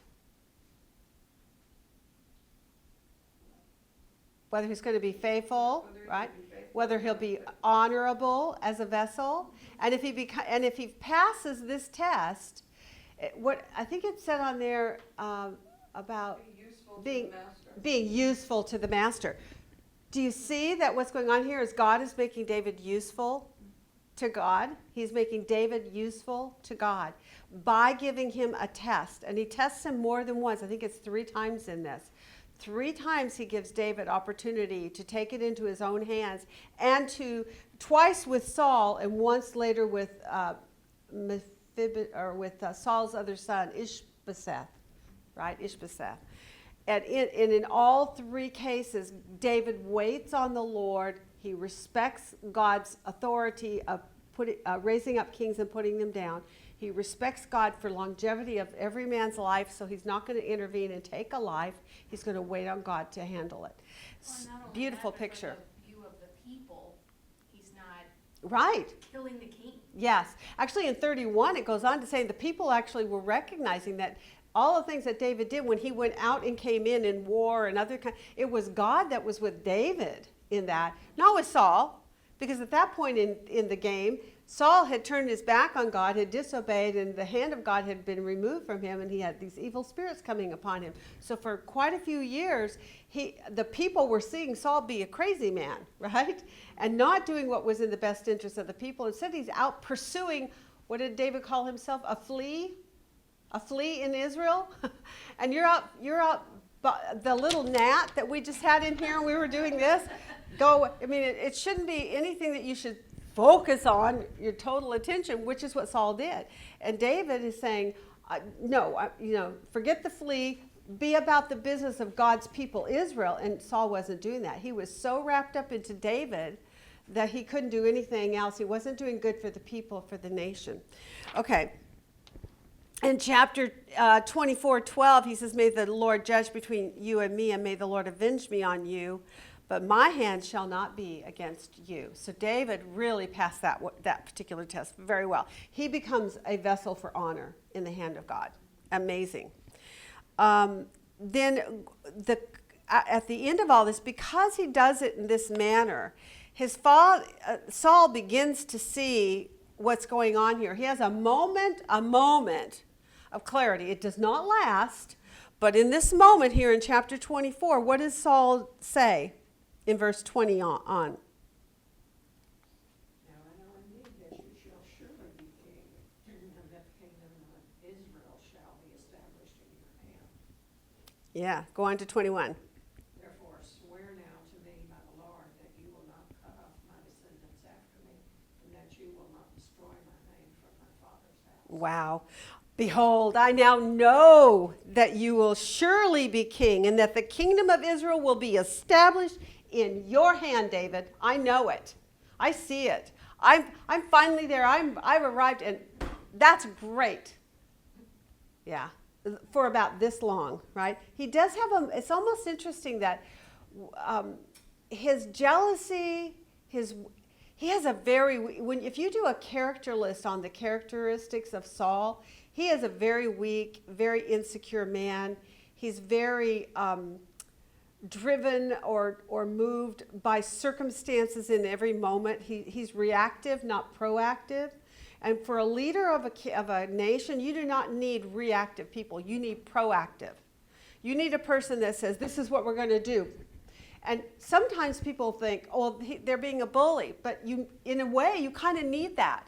You need a leader who says, this is what I see. This is my vision. This is where we need to go. That's what Saul needed to be doing. David is going to do those things when he takes the throne. He's going to come in and begin to actually lead the people. And he'd already demonstrated it by going out, by killing the Philistines, and God kept being with him, and he kept having success. Well, and remember, with picking Saul, God gave the people what they said Yes. they wanted. Yeah. God looks at not the appearance of man, but the They heart. were looking at how big and strong and handsome he Yeah. was, and he had the look of a king, but he didn't have the heart. Yes. What did God say about David's heart? Man after my own. God saw David, and he anointed a man who was after God's own heart. That was all the way back, I think, in 1 Samuel 13 or something, when he first picks him. He says, he will be a man after my own heart. So was David perfect? No. So you don't expect your leaders to be perfect. But what we do expect is for them to have a vision for the people that's righteous. And that's what David had. So David, as a king, was an excellent king. He did right in the eyes of the Lord. He did right in the eyes of the Lord. He did what was right for the nation. He did what was right for the people. He was fair. He was just. And he was proactive, and he was decisive. I mean, he did all these things that were so beneficial for Israel as a nation, and therefore God said he did right in the eyes of the Lord as a leader. Now, morally, he had some corruption going on, right? Bathsheba to be one of the little problems, and not only that, but Uriah, whom he sent out to die. Kind of a problem, right? but that contrast is a great storyline for you and I to learn from. All right. 20 minutes. 20 minutes. Okay, so let's move on then to, so we have Jonathan is faithful to David. We have David being faithful to Jonathan. Saul continues to seek David's life. Jonathan goes to David and gives him encouragement. But then David being faithful to Jonathan, how do we see that? Well, what did you see in some of those things? Didn't kill Saul to begin Yeah, with. David didn't. I'm just going to put on here, I'm going to put all these, 1 Samuel, we're going to say 22, we looked at 24, we looked at 26, and we looked at 27. And in here what we see is that David does not kill Saul.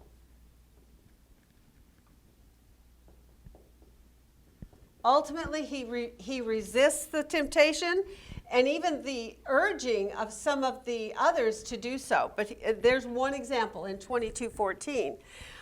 And although there were many opportunities, so in other words, it's almost like a temptation is being thrown back on him. I'm going to tempt you one more time. Will you take it into your own hands? Okay, I'm going to tempt you one more time. Will you take it into your own hands? Will you get ahead of God? Will you demand that you get what you've been promised, which is that he was anointed to be the king? And David does not fall for it. David waits, right? So although David had many opportunities, had opportunity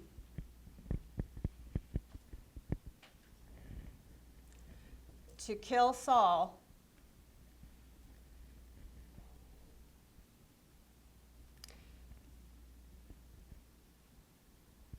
think it's kind of the same. He does not kill Saul. Although David had many opportunities to kill Saul, he didn't. And I like the story in, I think, 26, Mhm. where basically, after Samuel dies, Saul comes to try and get him, and then he's basically laying asleep in the camp with the people, and he's like, who's going to come with me? He goes down, he puts the spear, and his buddy's like, can I just do it for you?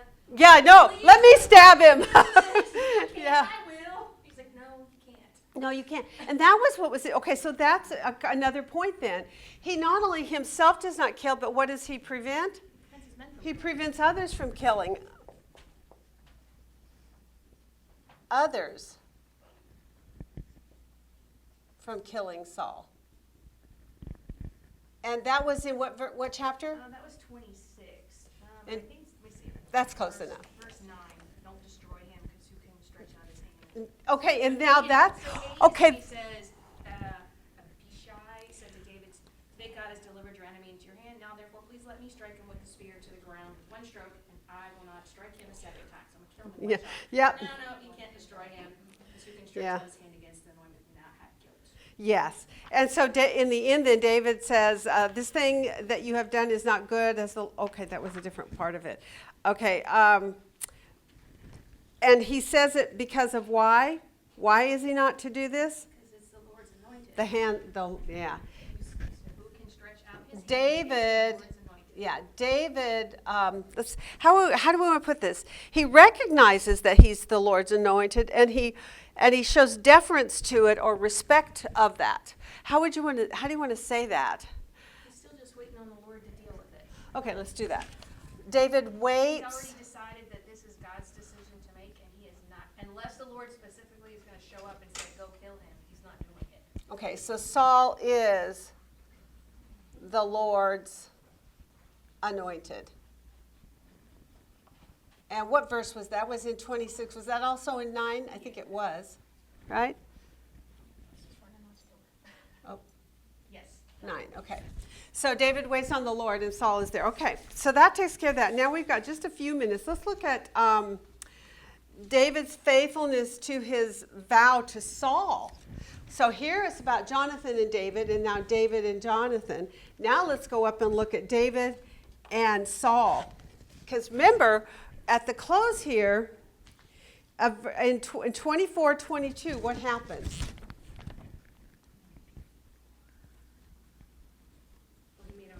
When he recognized him as coming to be the next king, like, don't cut off my family. Yeah. So he's kind of now got a double whammy. He's not only got a covenant with Jonathan, so he doesn't want to hurt Jonathan's father. He also doesn't want to hurt him because he's the Lord's anointed. So there's two things going on here at one time. And now over here, because in 1 Samuel 24, what happens? David makes a vow to Saul himself.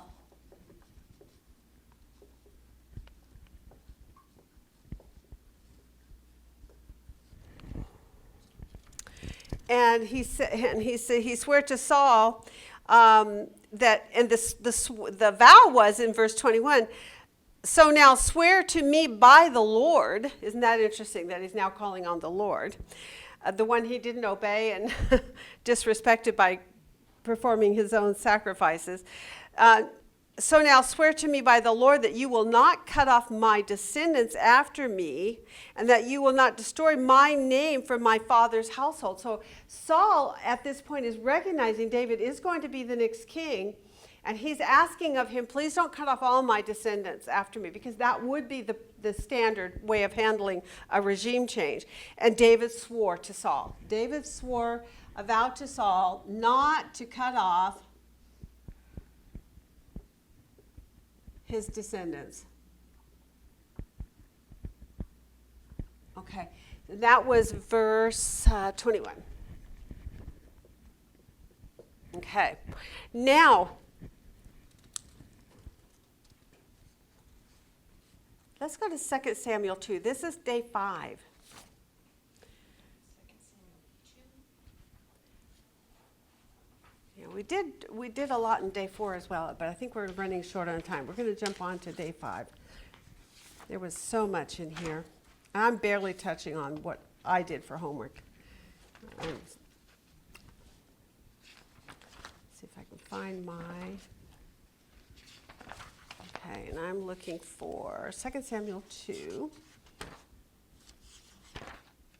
Okay, here it is. In 2 Samuel 2, what happens?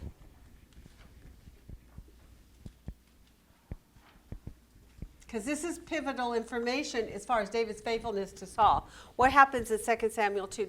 Now, what has happened to Jonathan and Saul and two of his other brothers? They've died. They've died at the close of 2 Samuel, or 1 Samuel rather. So then in 2 Samuel now, what happens afterwards? It came afterwards that David inquired of the Lord, saying, "Shall I go up to one of the cities of Judah?" And the Lord said to him, "Yes, go up." So David said, "Where shall I go up?" And he said, "To Hebron." So David does exactly what God says. David brought up his men who were with him, with his household, and they lived in the cities of Hebron. Then the men of Judah came to David and anointed David king over the house of Judah. So we see in 2 Samuel 2, David is anointed king over Judah. What verse was that one? 4. Okay, in 2 Samuel 2, verse 4. And what about the other part of it? But in verse 8, Abner, the son of Ner, had taken Ishbosheth, the son of Saul, and made him king. over what? Gilead. Yeah, over all Israel except for Judah, right? Over all Israel. So, and who was this one that took Ishbosheth? That name is so hard to say. Ishbosheth. Commander of Saul's army. The commander. So it's very interesting. You can see the loyalty that would be there. Saul was king. He's just died in battle. His commander of the army now sees the progression. All the other brothers are dead. So this is the one that will be the one who's entitled to the line of the kingdom, right? By human standards. That's the way things would be done. So this commander takes Ishbosheth and he brought him over to Mahanaim and he made him king over Gilead, over the Asherites, over Jezreel, over Ephraim, and over Benjamin, even over all Israel. Now he makes a declaration it's over all Israel. But what we know is David is up in Judah, and that one has become distinct. So here we see then what's going on. We have a divided kingdom, and some of the commentaries call it a civil war is sort of taking place here. Civil war, divided kingdom. I thought the one that came later was the only divided kingdom, but apparently it was temporarily divided right here. David is anointed, and the other one is Ishbosheth. Ishbosheth. Let me see if I can get it on here.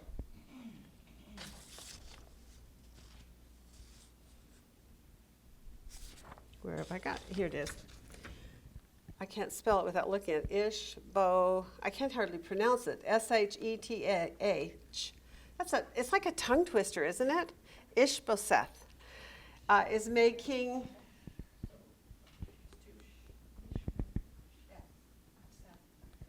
over Israel. Okay, so we've got two kings going on here. This is in verse 10. So David is anointed as king and Ishbosheth. Now, who is Ishbosheth?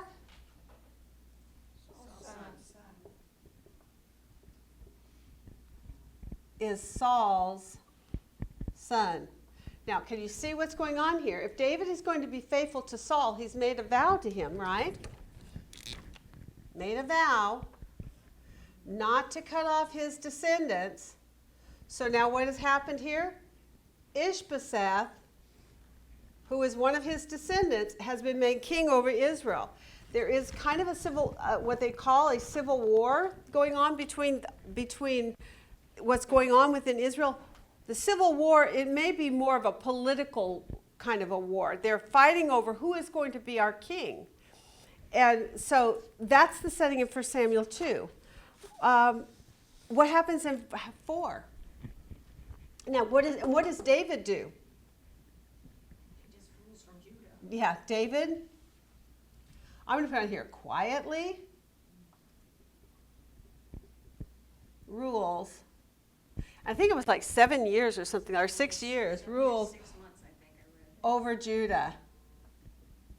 And Judah- So, in other words, David does not go against Ishbosheth. He does not try to usurp him. He does not try to. He doesn't try to bring in Samuel and cop his plea concerning what he feels is right to happen. That God's anointed me through the prophet. It's my place to have this kingdom. He doesn't do any of that. He just simply says, God, where do you want me to go? God says, go to Hebron. Once he's in Hebron, the people of Judah come and say, we want you to be our king. They recognize him as their king. They probably are the ones who are closest to Samuel and the knowledge of what's going on with Samuel having anointed him as well.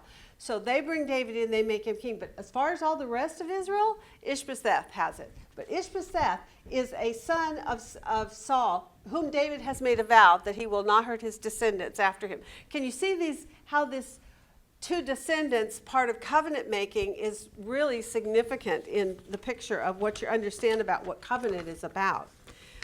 So Saul, although David has been anointed king, he waits upon God's timing and he does nothing against Saul's son. He quietly rules over Judah and waits on God.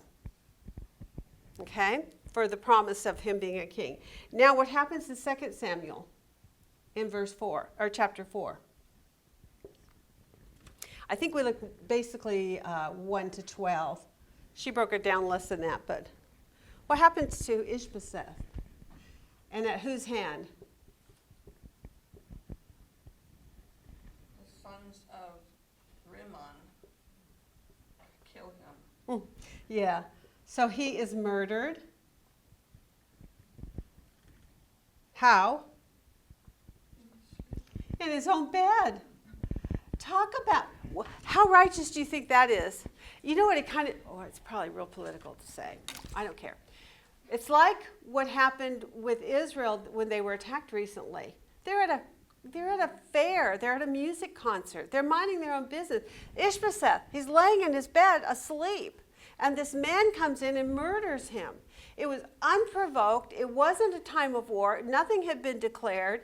It was simply come in, a sneak attack by stealth, and murdered him while he was sleeping. Is there any dignity in that kind of thing? No. So what do you see then here is Ishbosheth is murdered in his own bed by evil men. I'm just going to put it that way instead of giving those names. By evil men. 4:7, verse 7. And in verse 12, what does David do? He commanded them to be killed. He kills the two evil brothers, right? For their killing of Saul's son. That's as clear as a bell. How is David's faithfulness to Saul demonstrated right here? He had been made king, but he doesn't touch him. He rules quietly. He waits on God. Here, Ishbosheth is murdered not by David, but by other evil men. And when that happens, not only is David indignant about it, but he acts righteously by judging and executing the two men who committed this heinous act of murder. So David calls Ishbosheth also in that verse 4:7 what?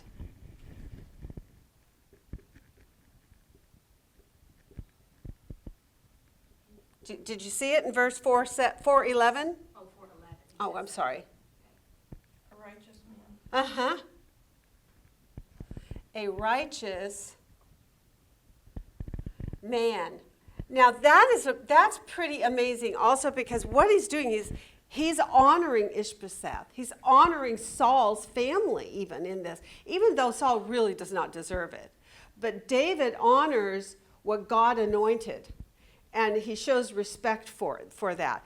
I think that's probably something that we all have a lot of difficulty doing in the world today, including myself, showing and having any kind of respect for the fact that God has put certain people in positions of authority. when you don't agree with them, when you know what they're doing is evil. Our job is to pray. Our job is to be active in any way we can, certainly have our vote. But to slander or to defame people or whatever it is that we participate in, I don't think any of us are killing anybody, but we might kill with our words, right? The tongue is evil and it's set on fire, I think it says in James, right? So David does the contrast to that. David honors Ishbosheth by calling him a righteous man. He honors him by defending his death and killing the men who killed him, murdered him. And in that, he's now showing Saul loving kindness. It's another way of him showing Saul loving kindness.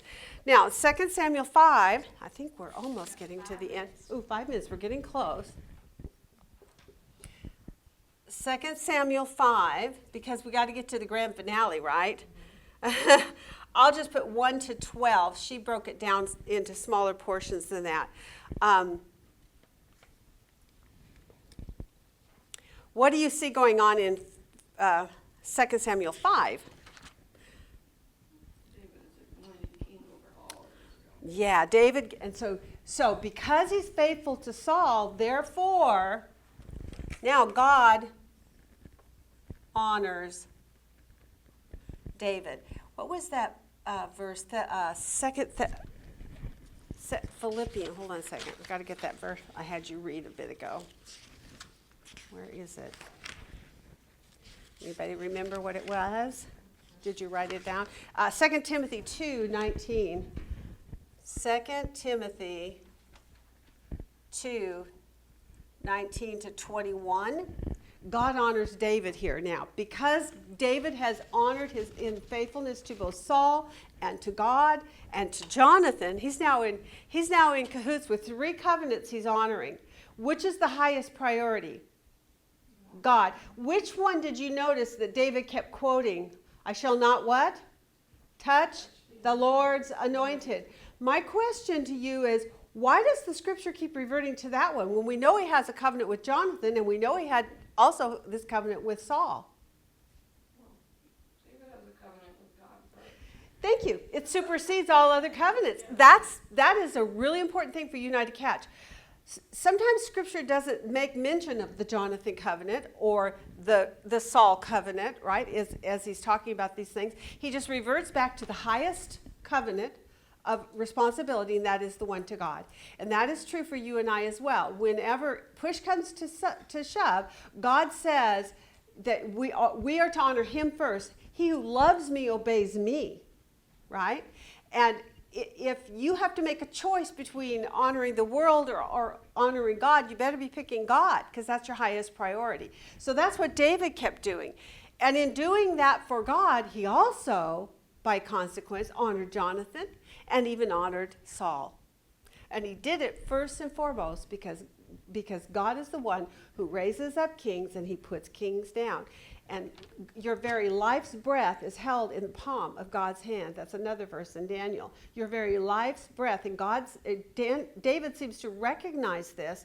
And in recognizing that God is the author and the giver of life and the taker of life, he doesn't have the right to step in and intervene just for the sake of him ascending to a throne. He is to wait patiently upon God. And so he has done that. All the show that we looked at has shown us David being patient, honoring all of his covenants, and in that then God honors David here. And it says God has progressively over the years set all things into motion for this day to come. We see this in 5:10. He says, and David became what? Greater and greater. Why? For the Lord God of hosts was with him. That's cool. And then it says in 12, and then what did David realize about what was going on here with him? Yeah. All right. So David, oops, I got to make that a capital.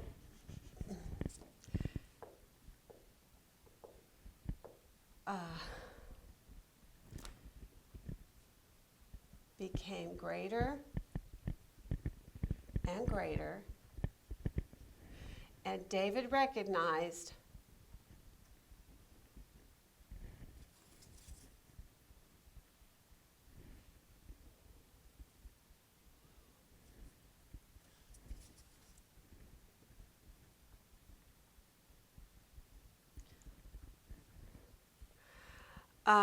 He recognized that God was establishing. God was establishing.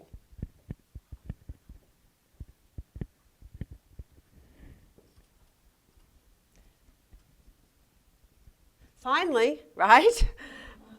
And that was in 10 or 12. That was in 12. That was in 5:12. This one was in 5:10 right here. Okay, so that is a cool storyline there about covenant and about having it descend to the descendants that follow after.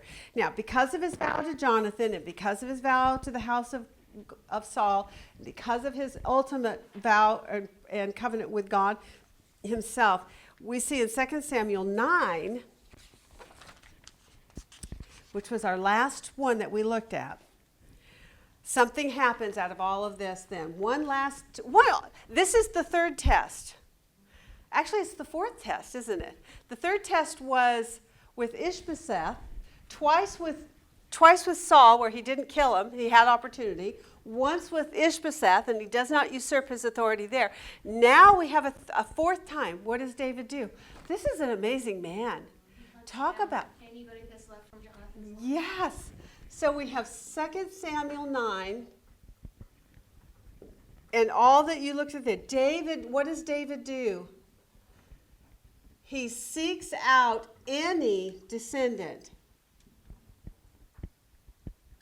And did you notice who he reverts to? Of Jonathan, the one that he had all this endearing love for, so that he may show loving kindness, so that, I'm going to circle that. There's a so that for a conclusion statement, so that he may show loving kindness.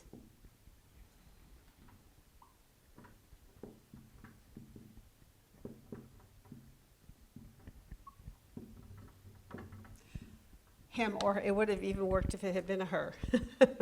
Okay, that's in verse 1 of 2 Samuel 9. So he finds Mephibosheth, and we do get an interesting story about him being crippled. They keep making reference to that. Did anybody understand why they keep bringing that point out about the being crippled? What was the viewpoint of people in that day about anyone who was crippled or even mad or insane? Or they were really shunned. They weren't worthy of anything. They didn't get respect. They didn't get good treatment. They ended up being beggars on the street, right? So, but Mephibosheth was found by David, and when he was found, he's crippled in both feet, and they tell you the story behind that. And did you all read that? Correct? That's good. So, in the end, what does David do for him? He restores him and all the land that was Saul's. And said, you can come eat with me regularly. For him, he says he restores all his lands. No, in other words, Saul's lands. What Saul had, Saul's land. What he had before. That was in verse 9. He also restores all that belonged to him. And I don't know what that exactly means, but read that verse 9 again. Then the king called Saul's servant Ziba and said to him, all that belonged to Saul and to all his house I have given to your master's grandson. Okay, so I'm assuming what that means is all the furniture, all the cattle, all the horses, whatever belonged to him, not just the land does he get it back, and he doesn't get it back bare and empty and he has to start from scratch. Give him back everything that was his, and he restores all the fortunes that were by inheritance his to have from his father Saul. So David restores all the lands, he restores all that belonged to Saul and his house to Mephibosheth. And then what else does he do? What does he ensure for Mephibosheth? Yeah, he shall eat at my table, and yes, and that, what verse are you in? 11? 10. Okay, And you and your sons and your servants shall cultivate the land for him. Did you catch that part? Okay, look at the beginning. The king called Saul's servant Ziba and said to him, all that belonged to Saul, all his house, I have given to your master's grandson. Verse 10, you and your sons. Now, he goes on to say how many that is. It's a bunch of people. This guy has got tons of family in this group here. And he says, to you and all your sons shall cultivate the land for him, for Mephibosheth, and you shall bring in the produce so that your master's grandson may have food. Nevertheless, Mephibosheth, your master's grandson, shall eat at my table regularly. So he does two other things for him. Not only gives him back the land and gives him back all of his possession, but he ensures that he will be taken care of, basically, right? He ensures he will be taken care of, provided for, right? Helpers to cultivate the land. And then he says, and he will eat at my table. Now, somebody read that part of it at the end of it. I think it's in, verse 13. That was good. He will eat at my table regularly, right? So Mephibosheth lived in Jerusalem, for he ate at the king's table regularly. Now he was lame in both feet. Did you notice that? Did it ever hit you or strike you? Okay, now why did they? Okay, he's going to eat at his table, but they mention that he's lame in both feet. Why?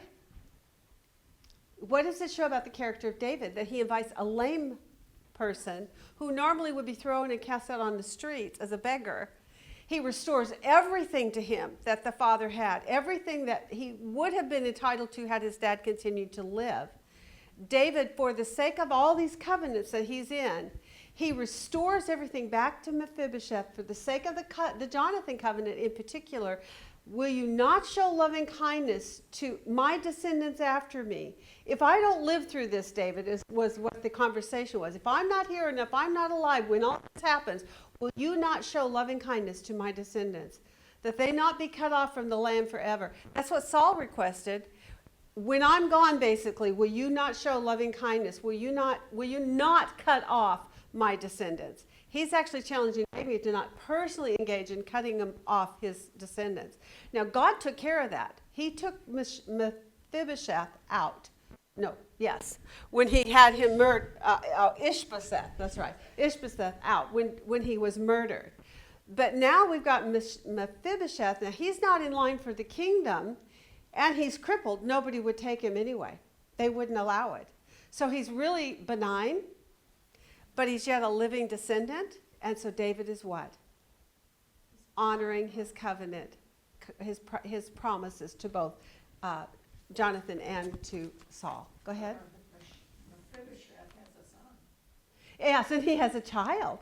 So that tells you that although he's crippled in both feet, he's still capable of getting around to a degree. I mean, he must be able to walk probably with crutches or something.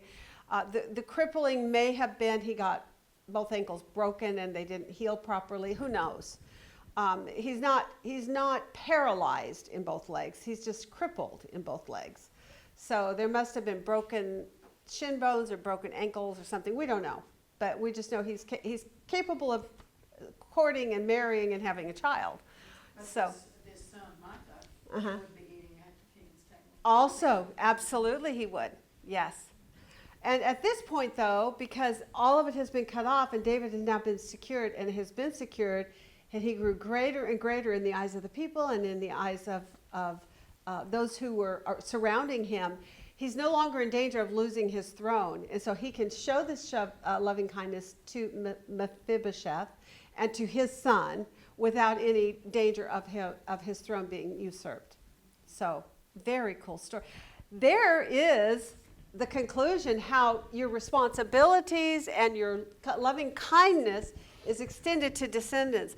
One of the things I looked at when I was doing my homework here in 2 Samuel 2, there's a really nice, concise little verse in that 2 Samuel 2 where in verse 5, David sent messengers to the men of Jabesh Gilead and said to them, "May you be blessed of the Lord because you have shown this kindness to Saul your Lord." Remember those men got Saul and took him and buried him, gave him a proper burial, and you have buried him. In verse 6, "Now may the Lord show loving kindness and truth to you. I will also show this goodness to you." So I circled 3 words that are synonymous also in the vocabulary of the subject of covenant: kindness, loving kindness, and goodness.